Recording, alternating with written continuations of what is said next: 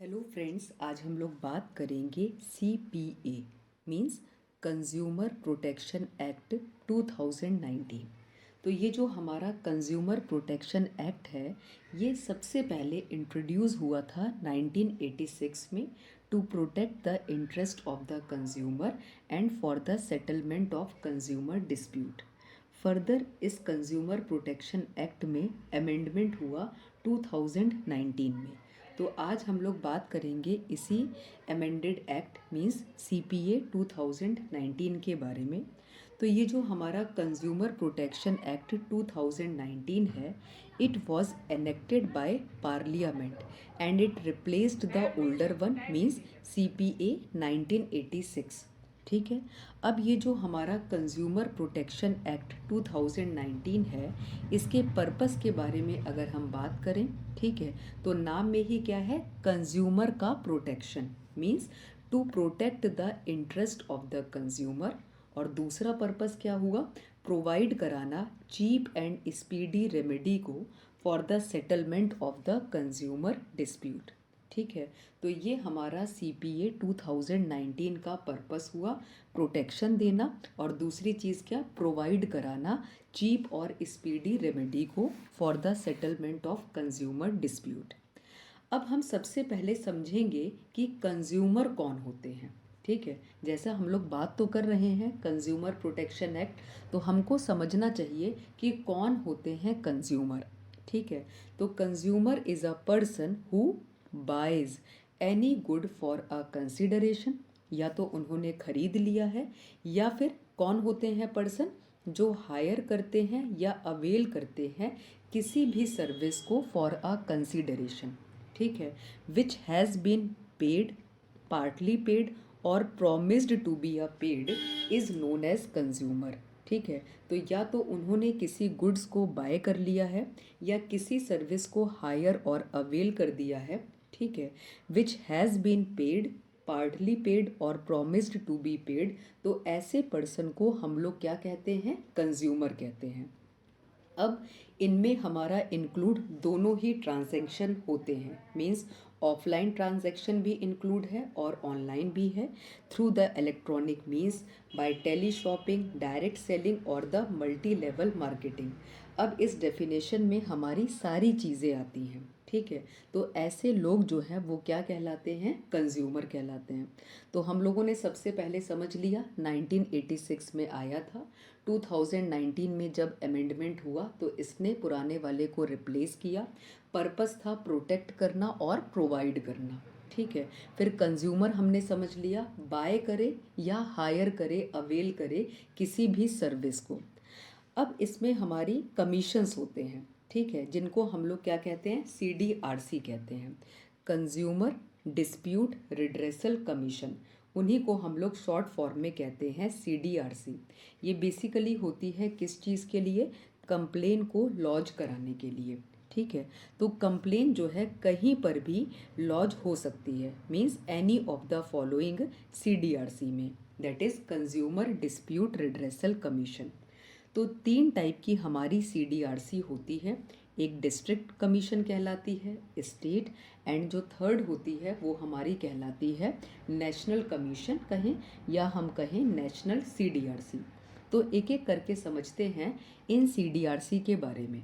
तो जैसा नाम में क्या है, डिस्ट्रिक्ट कमीशन या हम कहें डिस्ट्रिक्ट CDRC, तो it is established by state government.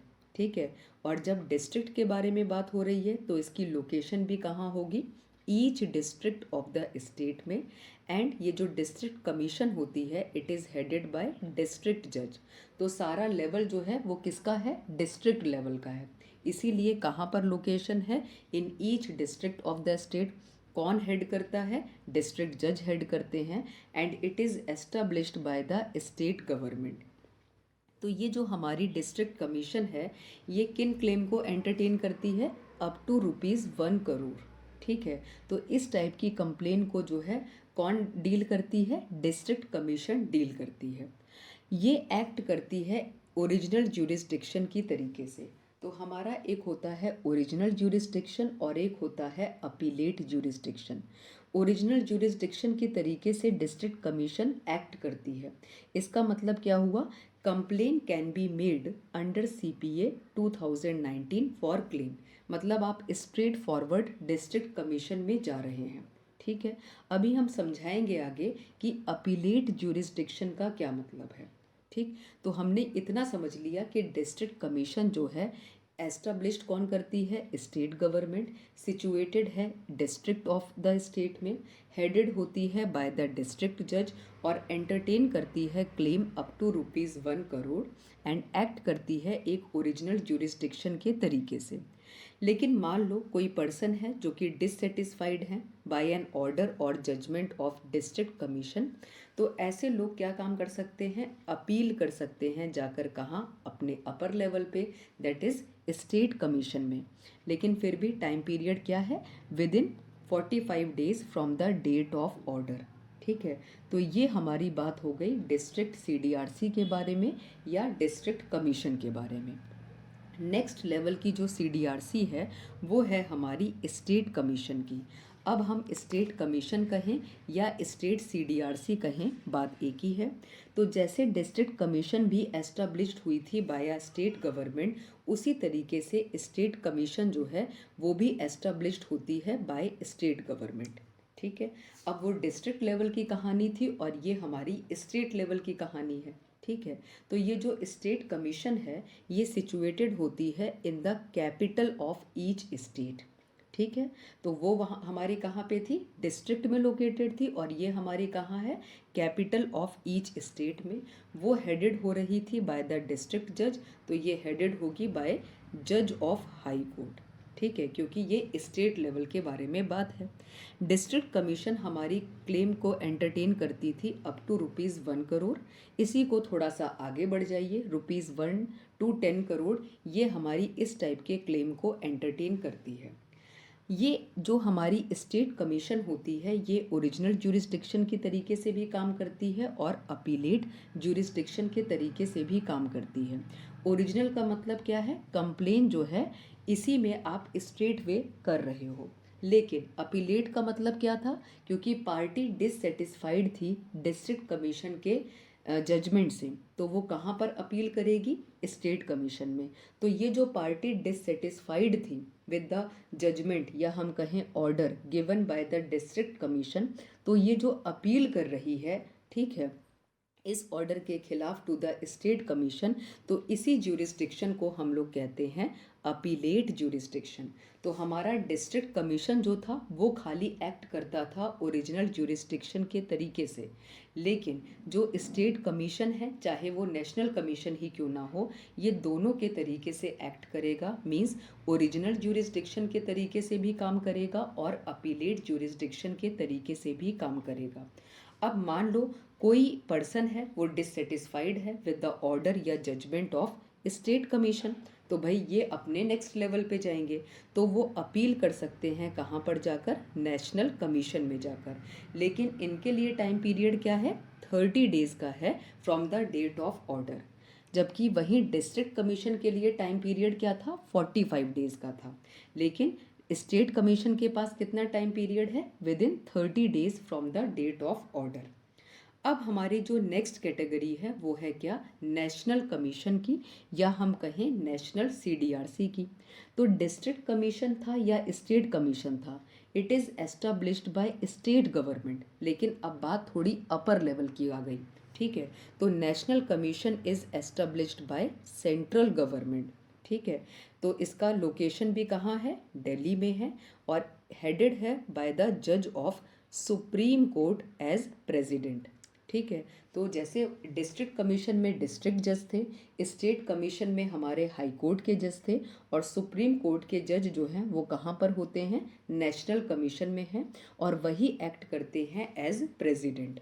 तो ये हम लोगों ने समझा नेशनल कमीशन के बारे में। तो क्योंकि जो डिस्ट्रिक्ट कमीशन थी वो एंटरटेन करती थी claim up to ₹1 crore, state commission 1 to 10 crore, तो अब अबव 10 करोड़ वाली जो भी क्लेम्स हैं वो एंटरटेन करेगी कौन, national commission. Means it entertain claim above ₹10 crore. ठीक है। तो जैसा हम लोगों ने बता दिया, ये एक्ट दोनों तरीके से करती है, ओरिजिनल भी तरीके से करती है और अपीलेट ज्यूरिस्डिक्शन। अपीलेट क्यों?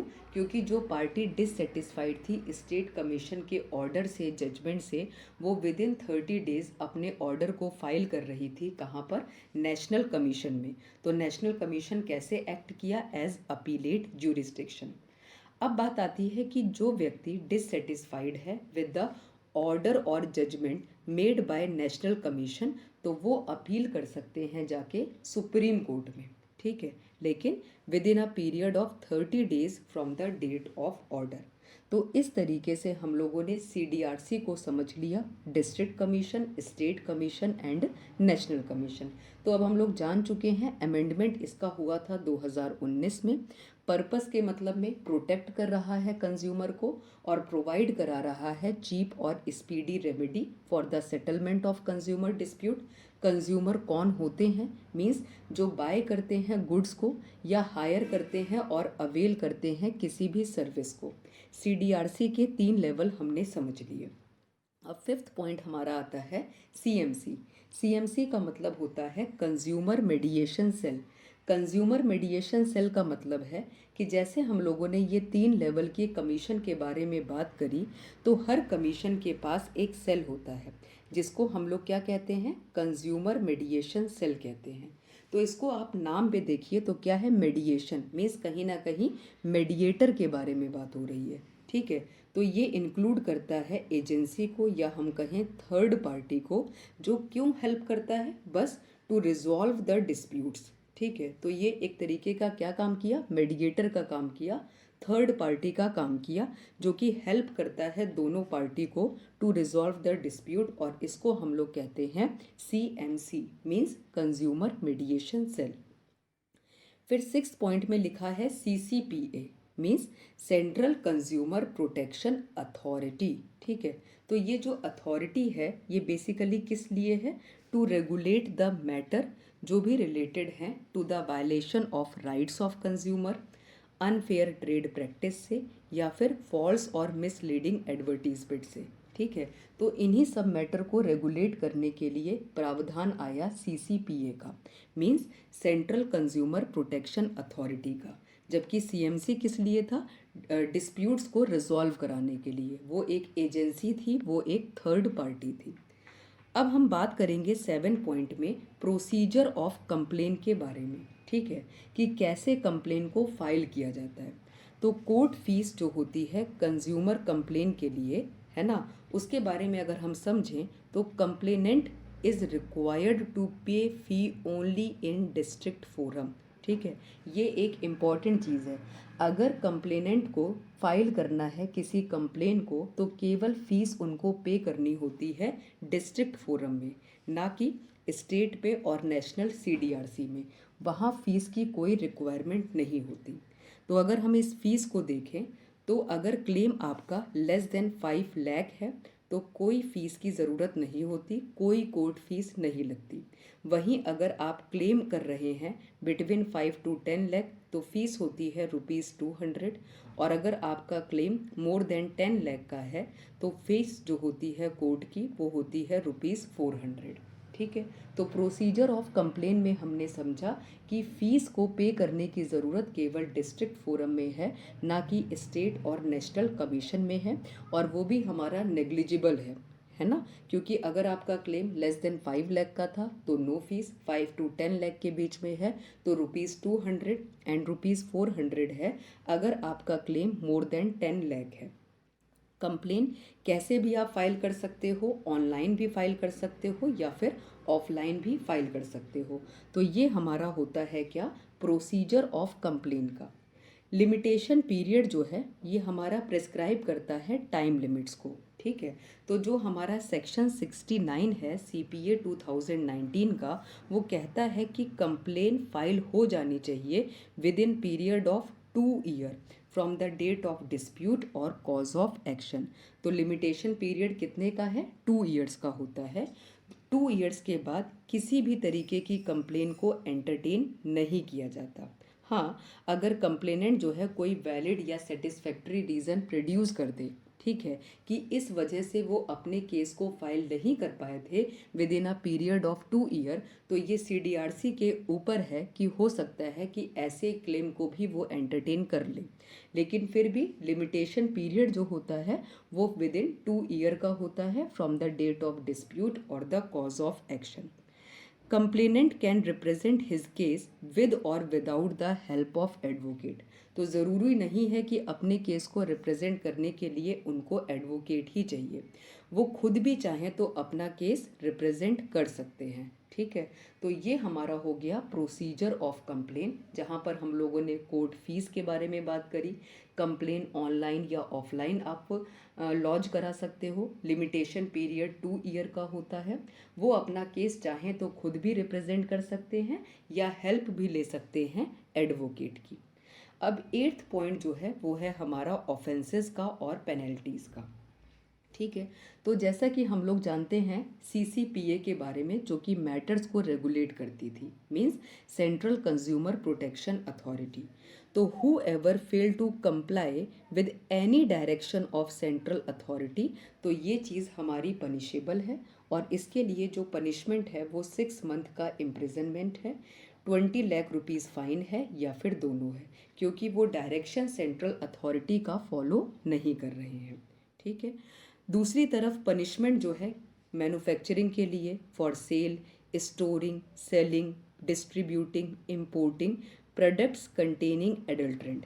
ठीक है, तो जो भी प्रोडक्ट जिसमें एडल्ट्रेंट होता है, कोई भी व्यक्ति उसको मैन्युफैक्चर कर रहा है सेल करने के लिए, स्टोर करने के लिए, डिस्ट्रीब्यूट करने के लिए, इंपोर्ट करने के लिए, तो ऐसी सिचुएशन में भी पनिशमेंट दी जाती है। ठीक है, सपोज इस प्रोडक्ट की वजह से कंज्यूमर को कहो कोई इंजरी ना हुई हो, हर्ट हुआ हो, ग्रीवियस हर्ट हुआ हो, या डेथ हुआ हो, तो इन सारे सर्कमस्टेंसेस के लिए जो पेनल्टीज़ होती हैं वो अलग अलग होती है।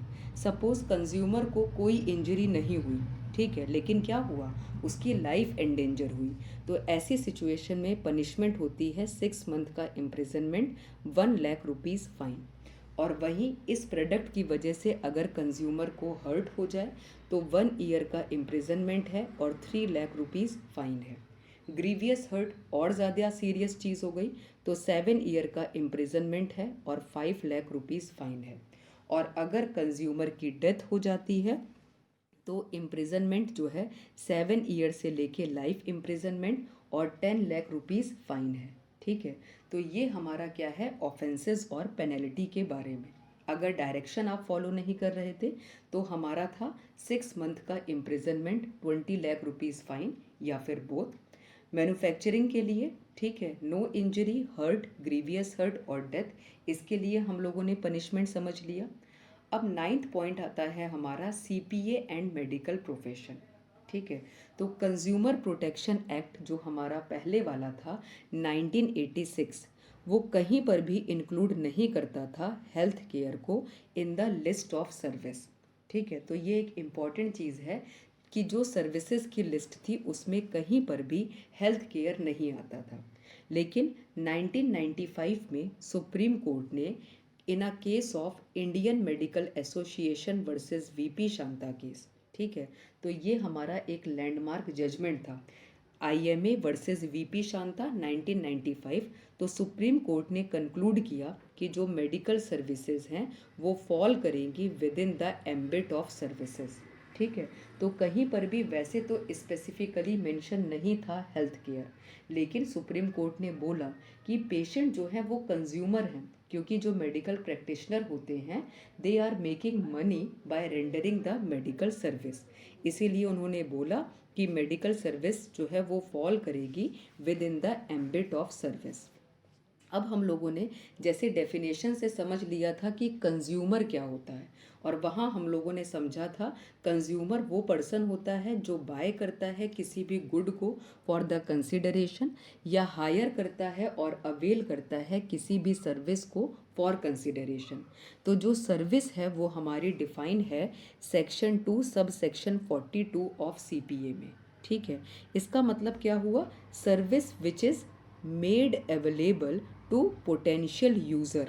ठीक है, और and includes banking, transport, telecom, financing, entertainment, ऐसी बहुत सारी services, but not limited to these. ठीक है, तो दो चीज़ ये बोल रहा है। ठीक है, क्या बोल रहा है? इंक्लूड के बारे में भी बात कर रहा है और कह रहा है but not limited to these. ठीक है, तो इससे हम लोग ये समझ सकते हैं कि इस डेफिनेशन में कई टाइप की सर्विसेज हैं, लेकिन कहीं पर भी हेल्थ केयर के बारे में बात नहीं हुई। लेकिन वहीं वो दूसरी लाइन कह रहा है but not limited to these. इसका मतलब क्या है? It may be decided by Supreme Court. तो हम मान कर चलेंगे कि हमारी जो मेडिकल सर्विस है वो भी इस सर्विस की कैटेगरी में फॉल करता है। ठीक है, तो CPA 2019 जो है वो हमारे ऊपर भी अप्लाई होता है। ठीक है, डॉक्टर्स जो है फॉल करते हैं under the consumer protection act. 10th point है हमारा क्या? एप्रीहेंशन इन मेडिकल प्रोफेशन। ठीक है, तो जो ये हमारा कंज्यूमर प्रोटेक्शन एक्ट 2019 है, it seems to be against the doctor. क्योंकि यहाँ पर क्या है? क्लेम देखो ज़्यादा था।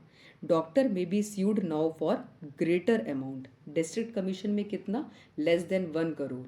ठीक है, स्टेट में 1 to 10 करोड़, एंड हमारा नेशनल कमीशन में मोर देन 10 करोड़। ठीक है, तो डॉक्टर को स्यू किया जा सकता है अब जो हमारा अमेंडमेंट वाला एक्ट आया फॉर द ग्रेटर अमाउंट। ठीक है, doctor will resort to defensive medicine मोर।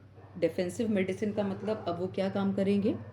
वो अननेसेसरी के एक्सेसिव टेस्ट कराएंगे, प्रोसीजर कराएंगे which is even not required by the patient. ठीक है, तो जिसकी वजह से क्या होगा? मरीज के ऊपर फाइनेंशियल बर्डन जो है वो ज़्यादा आएगा, है ना। और क्या होगा? डॉक्टर अब क्या लेंगे? मेडिकल इंडेमनिटी इंश्योरेंस लेंगे। ठीक है, और इस मेडिकल इंडेमनिटी इंश्योरेंस की वजह से क्या होगा? अगेन उनकी जो कॉस्ट होगी, ठीक है, उनका जो मेडिकल चार्ज होगा वो ज़्यादा बढ़ेगा, तो फाइनेंशियल बर्डन जो है वो मरीज़ पर ज़्यादा आएगा। ठीक है, और सबसे बड़ी बात क्या है? इस एक्ट ने टोटली जो है डिस्टर्ब कर दिया है किसको? डॉक्टर पेशेंट रिलेशनशिप को। उनकी जो बीच की बॉन्डिंग है वो कहीं ना कहीं बहुत ज़्यादा अफेक्टेड होती है इस कंज्यूमर प्रोटेक्शन एक्ट से। तो आज हम लोगों ने बात करी कंज्यूमर प्रोटेक्शन एक्ट 2019 के बारे में। 10 पॉइंट्स में अगर हम इसको समझें, रिवीजन करें इसका, तो सबसे पहले ये 1986 में आया, अमेंडमेंट इसका 2019 में हुआ। ठीक है, तो आज हम लोगों ने इसी अमेंडमेंट एक्ट के बारे में बात करी। सेकंड पॉइंट हम लोगों ने पर्पस देखा, ये प्रोटेक्ट करता था और प्रोवाइड करता था चीप और स्पीडी रेमेडी। कंज्यूमर हम लोगों ने देख लिया, जो बाय करे या हायर करे और अवेल करे। ठीक है, इसमें ऑफलाइन और ऑनलाइन ट्रांजैक्शन दोनों इंक्लूड है। CDRC के हम लोगों ने 3 लेवल देख लिए, डिस्ट्रिक्ट, स्टेट और हम लोगों ने नेशनल के बारे में। ठीक है, डिस्ट्रिक्ट खाली काम करता था ओरिजिनल ज्यूरिस्डिक्शन की तरीके से, लेकिन स्टेट और नेशनल ओरिजिनल भी थे और हमारे अपीलेट भी थे। फिर less than 1 crore, 1 to 10 and more than 10 crore के क्लेम को ये एंटरटेन करते थे। जो डिस्ट्रिक्ट और स्टेट कमीशन है वो एस्टेब्लिश्ड हुए थे बाय द स्टेट गवर्नमेंट, जबकि जो नेशनल कमीशन था वो हमारा एस्टेब्लिश हुआ है बाय द सेंट्रल गवर्नमेंट। फिर हम लोगों ने देख लिया, it is presided bye district जज। फिर जज हो गए हाई कोर्ट के और सुप्रीम कोर्ट के जज हो गए, जो कि एक्ट करते थे एज प्रेसिडेंट।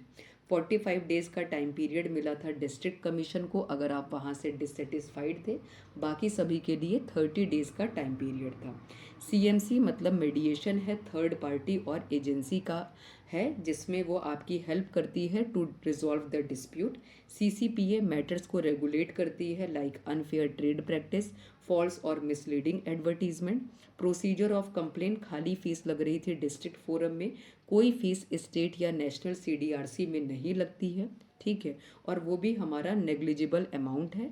कंप्लेन आप कैसे भी फाइल कर सकते हो, ऑनलाइन या ऑफलाइन। लिमिटेशन पीरियड 2 ईयर का है। केस चाहे आप खुद रिप्रेजेंट करें या मदद लें एडवोकेट की। ऑफेंसेस और पेनल्टी के बारे में 4 रिस्पेक्ट में समझा, कोई इंजरी नहीं, हर्ट हुआ, ग्रीवियस हर्ट हुआ या फिर कंज्यूमर की डेथ हो गई।